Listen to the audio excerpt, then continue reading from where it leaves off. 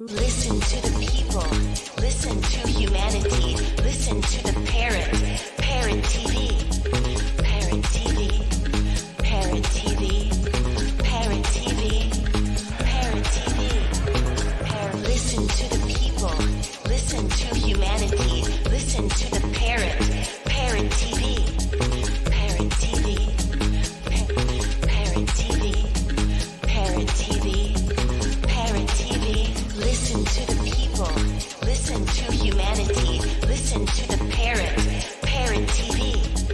Parrot TV. Parrot TV. Parrot TV. Parrot TV. Parrot TV. Parrot TV. Parrot TV. Parrot TV.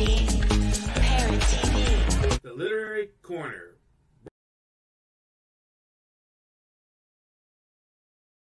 Undoubtedly, Africa is the best tourism destination on Earth. The continent is blessed with the most conducive atmosphere. To feel and enjoy these blessings, join the most productive one-week tour of the continent organized by Daylight Africa every September 2nd to September 9th to see beyond the fallacies about Africa on the mainstream media.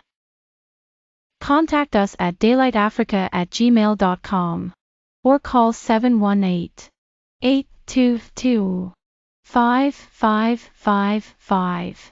Daylight Africa. Revolutionizing tourism industries in Africa.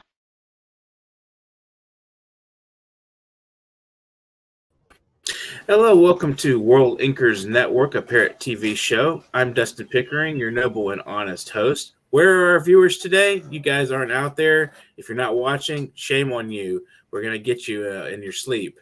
So today we have Sankha Sen and Damon Freed with us to discuss the Parrot Anthology Volume 4, which was subtitled A Celebration of Life to invigorate my birthday. I needed some birthday blessings, and so there they were. So anyway, it's great to have you guys. Yes, thank you so much, everybody that's on the show. Bring us guys on here. Damon Freed and Sankha Sen are on the show today, and we'll discuss Sankha's story and Damon's poetry, as well as what their impressions of the anthology are. So let's get started with this. We'll discuss a little bit with what are the general impressions with you guys of the collection, of the entire collection. Both of you own a copy. So I'd love to hear what each of you think of the volume as a whole. So I thought there was a certain innocence to the collection. As we know, just can I mention the theme? Yeah, sure. The celebration of life. Dustin picked a noble theme as a delightful theme, in fact, and I think the innocence in the work seems to stem from an international descent, is what I have here in my notes, almost a naivete towards westernization, which lends the publication itself to a certain joy and whimsy at most times.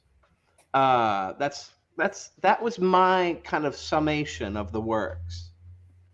Of the work. Interesting. That's an interesting perspective. Yes, it's a global anthology, so and I think it's good that we have voices from across the world voicing, on celebration of life, and we get a different intercultural many varied voices. Yeah, a lot of variety too. But my approach in reading the book was in 3 sessions, and the first session I read. Of course, I'm guilty of always going to my poem first, which is probably too vain. But then I read this. Actually, no. I believe I began with your foreword, Dustin. Then my poem, or vice versa, and I read the poems up until my poem, which is near half, and a few more. And then in the second setting, I just opened the book to one of the poems, and it turned out to be my favorite, which was not, excuse me.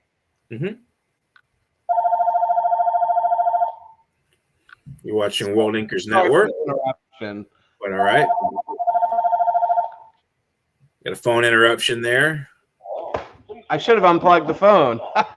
Yeah. My dad just had back surgery, you guys, so excuse me for that. I have to kind of be on call here. But regardless, so the poem was about, it's called The Captain, I believe, or close to that. Oh, yes, yes. And that was from Catalonia, I believe, translated. Yes, that's the one. El Capitan, something like that, or and the captain. And speaking of which, my dad comes up just now with this interruption, but it's kind of serendipity because that's my interpretation of the poem. Is my dad is the captain. So I had a sentimental yearning, a sentimental connection rather, to that particular piece upon lifting the book open to its page. And which is my way if I want something poignant, if I want to take a certain liberty with the book that I'm reading, I'll do it that way. But to address the second half of the book, that's when I came to my notes to bring it full circle. The levity of the work is coming in from elsewhere, in my opinion, except for one. Yeah, so I'll leave it there. Those are interesting observations, and the fact that you brought in that sort of your present situation with your father, and then the reminder from the poem. Poetry has a way of speaking to the present. It was therapeutic. Amazing. That's wonderful. I'm glad you found something in there that helped you, kind of bearings with your bearings. It really Sankha, what are your impressions of the anthology as a whole? Yeah. Yeah, thanks, Damon, for your nice kind of speculation of the content here. Thank you, sir. For my side, also I see that although the book has a lot of brilliant works here, compared to the 1, 2, and 3, the size of the book is a little different now. Because if you have seen the first or second and third, it had I think the quantity was somewhat different there, but the quality of this book is equally good, or even it's better. And moreover, I see that here a couple of artworks has been included, some paintings, some photos, which I think it enhances the kind of the mood of the reader, and also kind of gives them some visualization, and which kind of connect more to their thoughts. And even it kind of really matches with my personal book. If you have seen that, I have also kind of a lot of paintings and a lot of sketches there, and it does really connect really well. So from that perspective, it's brilliant work once again. And there are some small poems, although those are small, but it has a lot of in-depth kind of saying to the world, and that really. I mean, I've chosen few of the small poems, and I've really got connected to few one of them, and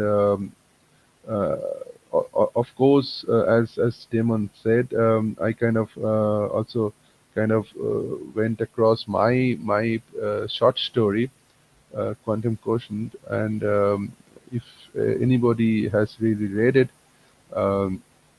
I really like to kind of hear the idea or their feedback on how did they find this idea of the future, if we could really play with our intelligence, and what impact it would have on the world, and how really we deserve to kind of bypass the destiny, if at all it's possible, through our intelligence. Because we can be highly intelligent and can do a lot of kind of precautions, take a lot of precautionary steps in order to avoid the destiny. But whether it makes sense or not, that point I'm really curious to know how the really how the masses really think on that point. And apart from that, like I would like to kind of touch on few of the poems, or Mhm. rather one of the poems which really touched me a little bit. Um, this one, What Shakespeare Loved, by John Gutslowski. So it says that he loved carrots and fresh bread, loved to watch the grayness of winter descend in December, loved to feel the snow on his face and beneath his feet, loved April with its sweet showers too. It all reminded him of when he was a kid walking in his mother's arms. So um, this apparently really looks kind of okay, very skinny poem and short poem, but Mhm. I like the idea behind it Mhm. and the things which it really touched. And also there was a picture added next to it, which actually kind of goes well with the colors of life by Papia Ghosh. Uh, it's like said DT by Binod Dawadi. This picture is kind of made on a black background, if you can see that. Mhm. So I think it gives a kind of a touch of those ancient paintings which you find on the kind of caves and all, Mhm. and it kind of really bridges the ages through which really humanity has gone through, and it kind of caught my attention very much. And above all, as before, it is again a brilliant work with a lot of talented writers across the globe. And congratulations to Dustin and MUTIU as well to kind of make this happen once again and keep the show running. And hopefully, with all these efforts, we kind of get to read and see a lot of brilliant artworks, may it be writings, may it be kind of poetic compositions or artworks. We are really looking forward to it. Well, thank you so much for the congratulations and the well wishes. I think I like the anthology for the same reasons as both of you.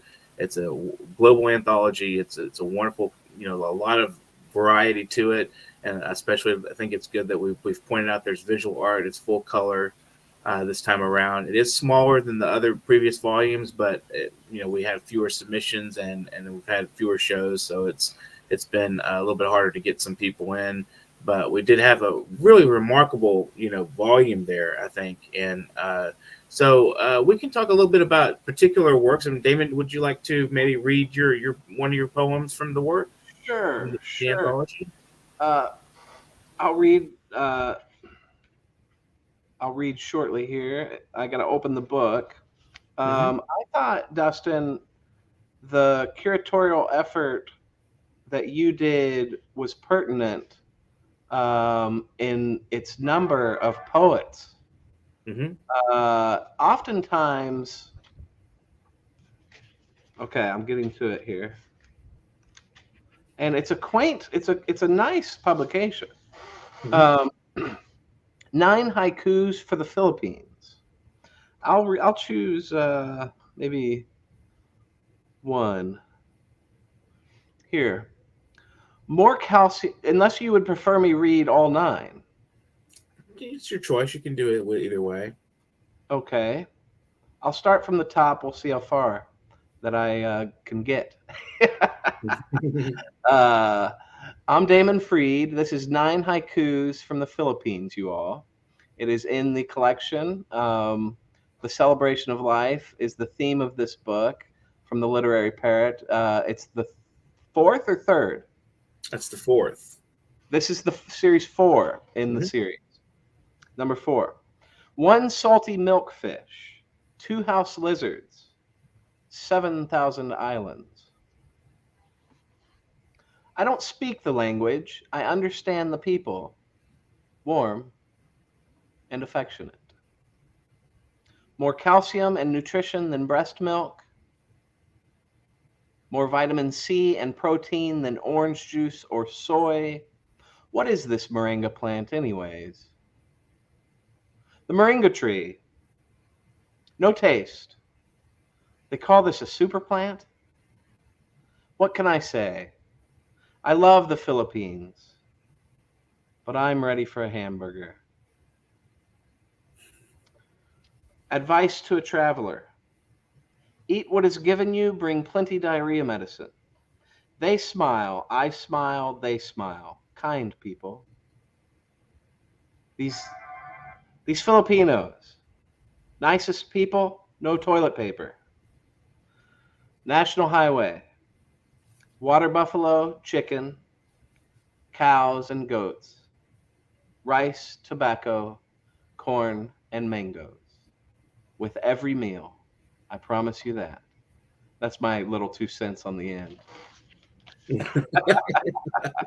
And they are Very nice, very nice. I think it's interesting. You kind of get a tourist experience, you know, like when you're traveling to another country and you have all these various differences of culture, and it's just really interesting that you portray that in a very humorous way. Thank you, Dustin. I was there for 1 month exactly. And a tourist I was, a resident photographer at the time for that duration, and we were on a medical mission to the Philippines, and you know, I was with my Tony Rosella, who is a doctor, and he invited me. Okay. And is of descent himself. So. All right, Sankha, what are your impressions of his haiku? Yeah, it's really really commendable. I mean, I'd say definitely it really makes mark. Yeah, and gets a good contact with the readers and as well as with the surroundings. You like mangoes? Yes, of course. Mangoes. Definitely like mangoes. Mangoes are great. Mangoes are great. I don't know how much you get there. Maybe. You know, I was actually honored while I was there by the government of the Philippines. Oh wow, that's great. So I have yeah. It was quite the humbling experience. I'll put it that way. Once it came to that, we traveled to the mayor of this small village by personal escort, and you know, it's a serious place. You know, I mean, serious things happen in serious places, but so I saw a lot while I was there, but I just, you know, I hold on to those mangoes. So it's a wonderful fruit, and I mean, I swear I can almost I'll end it there. We'll take a brief break, but we'll be back, and we're going to discuss Sankha's story a little bit, and we'll hopefully see what we can cull from that. We'll enjoy this book promo ad for just a brief moment.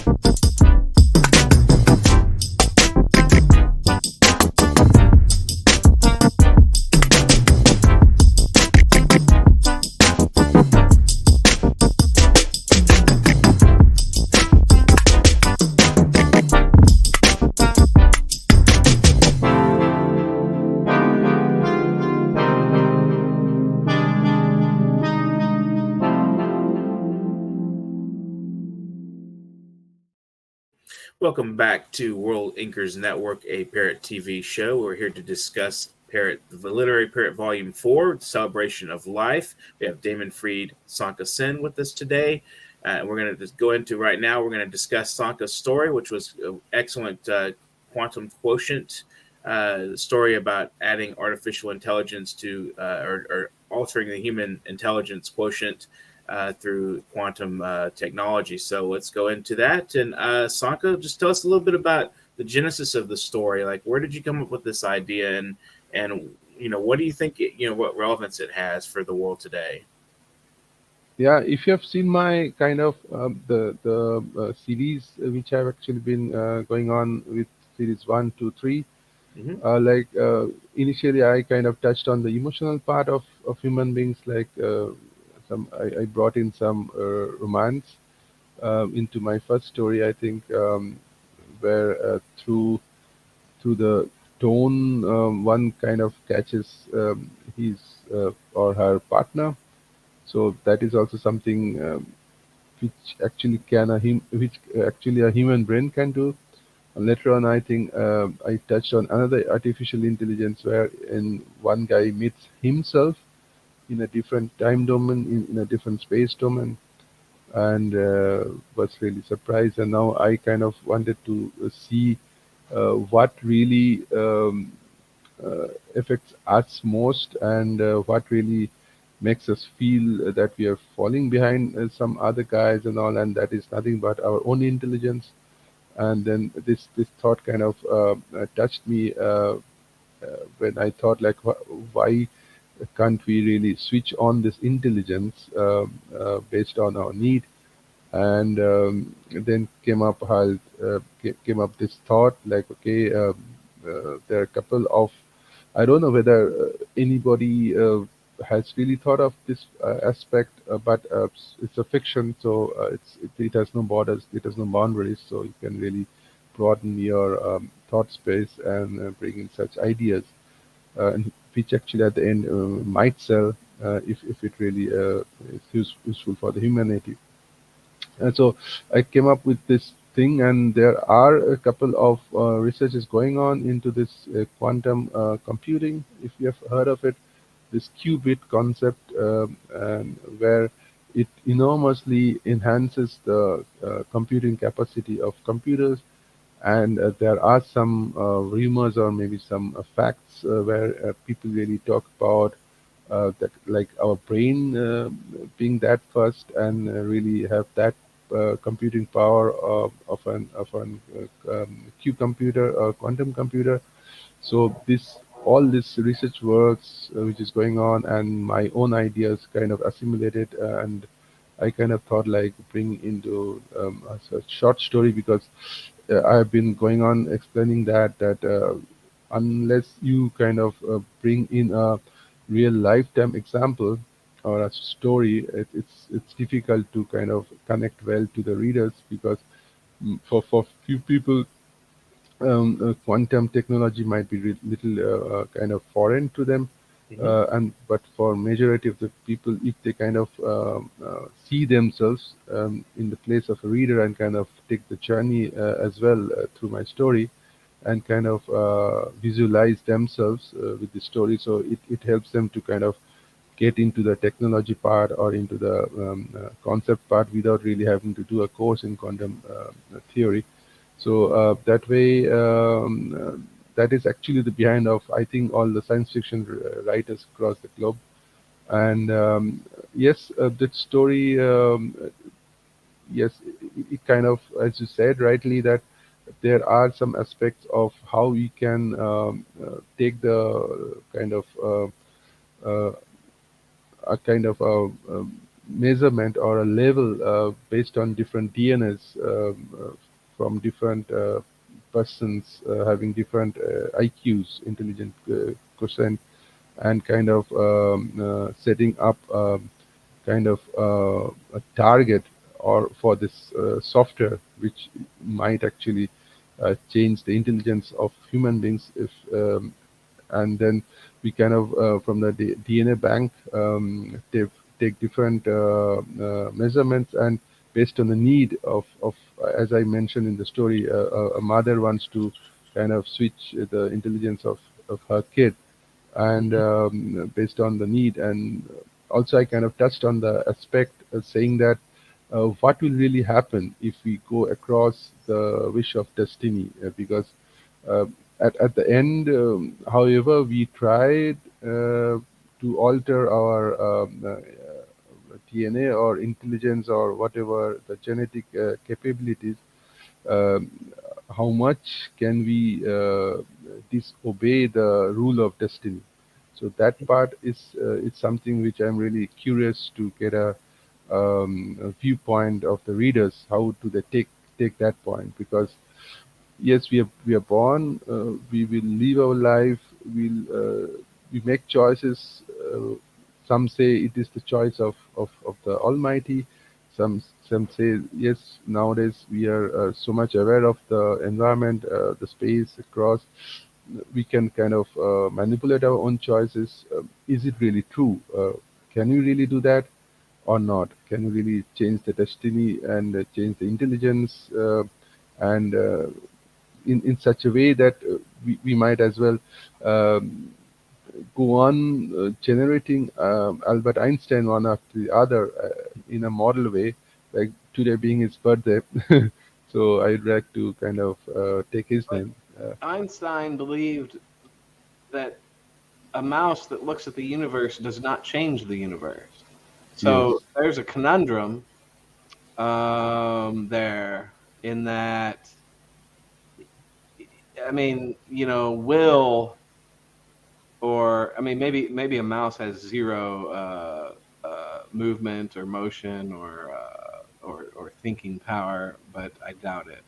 Uh, I tend to disagree. My point is, um, my feedback. I'll put it on that level. My feedback, Sanka, to your poem was that it ended in beauty, but that, it's a short story actually. Yeah.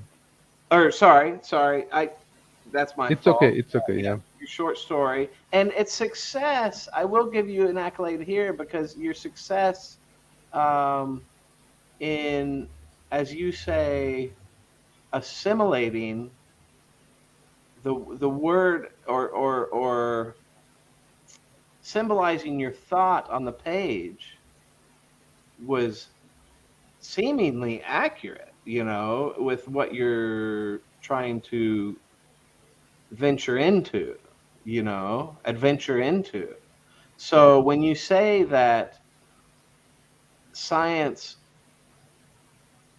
I mean, sci sci-fi is always most successful. Correct me if I'm wrong because I haven't read much of it. But if they get across these ideas successfully in a science where the reader is understands, a scientific method, or even at its most base rudimentary level, they're at least coerced into believing, persuaded into believing that that and they do understand partially what that science is, right? I mean, I hope so. I mean, coerced isn't the right word. Persuaded is probably not the right word either, because I took your writing rather sincerely. Yeah. Mhm. Yeah. Uh, and I like it for that reason alone, And you left it almost in my mind with a question. It was you mentioned destiny, but also what's the other side of it? I mean, how would you coin that? Yeah. Like initially, as you said, that I have also given lifetime examples wherein two Thank you. twin. Thanks a lot. Two twins, like sisters, Okay. wherein they kind of think in a Ah, paired way, which kind of connects with that right. quantum tunneling, right? So if you do something here, something somewhere else in the space domain is also getting affected by it. So that's a concept of quantum tunneling. So I kind of touched with that this twin sisters concept, And at Wait, the end, as you rightly also caught through my speech today, that yes, I would like to understand how much impact does it have on the future, and how much impact will it also have on the scientific community if they kind of are successful in altering the human intelligence, and to that extent, will that really make people happy, or will that really make people sadder? Because the moment you know more about what actually is going to happen to you, and you might actually turn out to be more sad.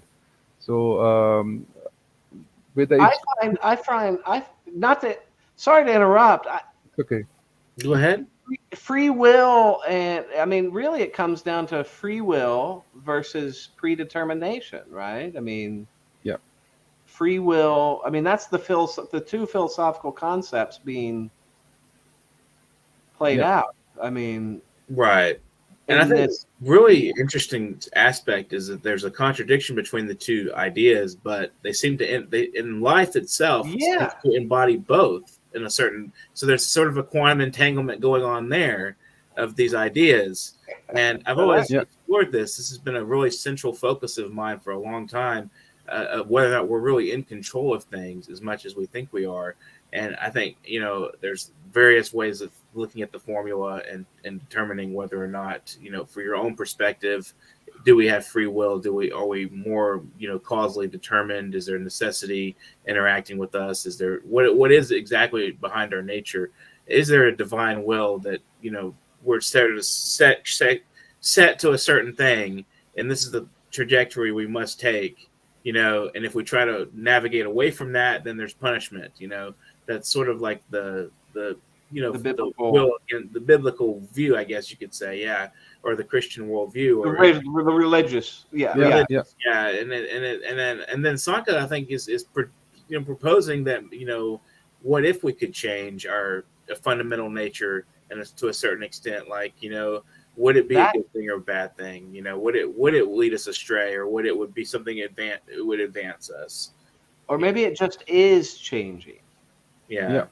Like for example, Not, you know that the current medical advancement what you have currently in the medicine world, so many medicines has come up. They're even kind of stopping heart attacks, and stopping so much lives. And Mhm. is it is it under the kind of guidance of this divine will, or that human beings will really advance so much that they can change their lifespan, I or think, I It's think is it might. ingrained. Well, I, when we early on in our history, when we invented agriculture, we used to combine plants in a certain way. It was like kind of in the same way we're talking about changing our fundamental nature. We never, I don't think we've ever gone into changing ourselves, but we have changed nature to, like, by breeding plants and breeding animals and things like that. So I think there's something fundamental to humans that we have the mastery to. If we have the knowledge to do something and do it well, I think, it'd be worth pursuing something like that. yeah, the That's my thing. biggest it seems like as though this, we've been given that right. Yeah. yeah. Yeah. I sometimes I think like the biggest I don't know whether it's a tragedy or a blessing when human beings will never die. Yeah. So they will be immortal, and whether it's a tragedy or a blessing, I really wonder. Do you think we Uh, will? who knows? I mean, if the genetic advancements which you're doing, and currently like anti-aging concepts which are coming up, and We've had uh, those for a while. We Yeah, had we, cryogenics back in the past. I remember in the 90s that was a big thing. They tried to freeze Ted Williams and bring him back to life or something, and it didn't really work out the way they expected. I remember that, and I was just thinking it, like, we always want to invent something that makes our lives like phenomenally greater, longer, and so forth. And I don't know if yeah, we like can do that. yeah, hibernation is always a concept Yeah. where you really go into a sleeping mode, but that also has kind of end date to that. But what happens if we really kind of stop this death concept? So if you could really stop dying, Hmm. um, will it at all be possible, or that is also some kind of concept which I'm actually thinking. And what is the psychological part to that, or the philosophical aspect of that? Is like, is this lifespan good for humanity, or is good for individual people, or how do they really kind of uh, It's talk good for about our future existence on this planet Earth? Will it really lead to overpopulation, or I will it? Yes. I think we'll find a way. I mean, human beings are unbelievably flexible. I mean, Yep. they're That's making their to our food credit. out of air from a scientific study that NASA discarded in the 60s now. Mhm. So they can make food. Somehow they charge the air with a positive or with a negative charge or something like that. I don't know. They talked about the science. It was on NPR, public radio, and this lady was a food tester, and she's getting ready to taste this food that is designed to taste like chicken. Um, this is a little bit of a tangent, but what my ultimately my point is that if we can make food out of air, if we can make energy out of air, I mean, if we can do things, there's two sides of it to me. I mean, what kind of world do we live in that this is the negative one that that that we need to do these things, as opposed to what Dustin was saying earlier. What about good agriculture and farming concepts? Mhm. Whatever brought us to the point where we have to eat food that comes from the air. Uh, and then the other, what's the flip side of that, you all? I mean, I mean, see, that's why personally, I don't think opposites is always the most effective way to go, Mhm. because it's either this or it's either or.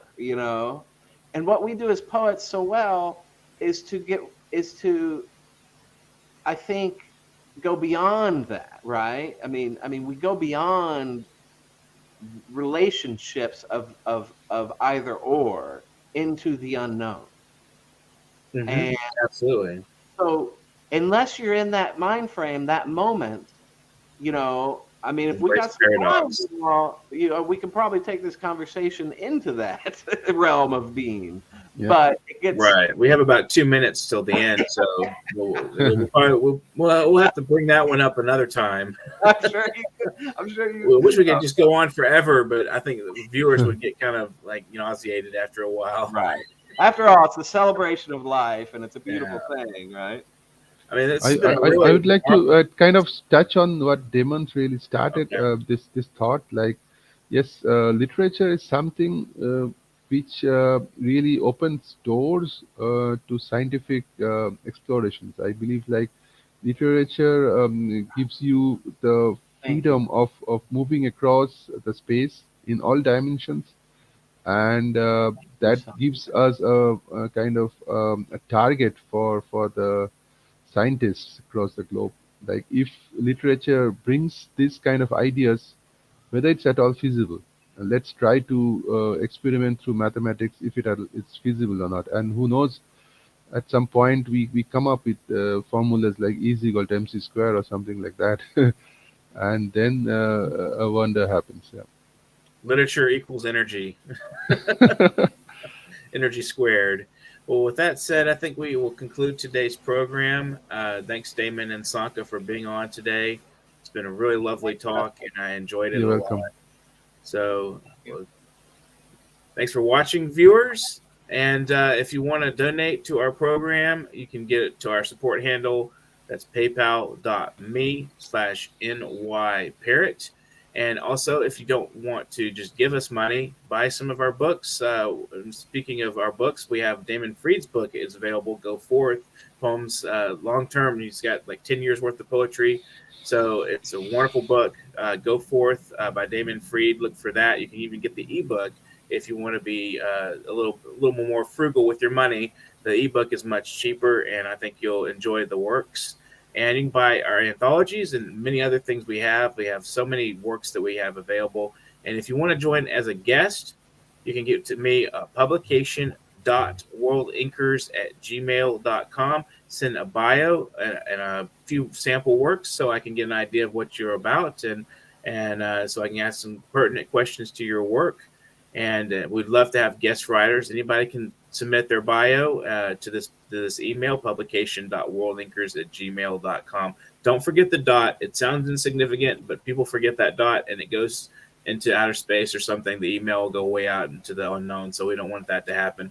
It'll get lost in the stratosphere, whatever that is. I just made that word up. Let's invent stuff today. So thanks, Sankha, and thanks, Damon, for being on the show today. And you guys out there, I hope you will enjoy some writing and some research and some reading. And without further ado, get to writing. Thank you so much. Subscribe to our channel as well, and watch us on Facebook.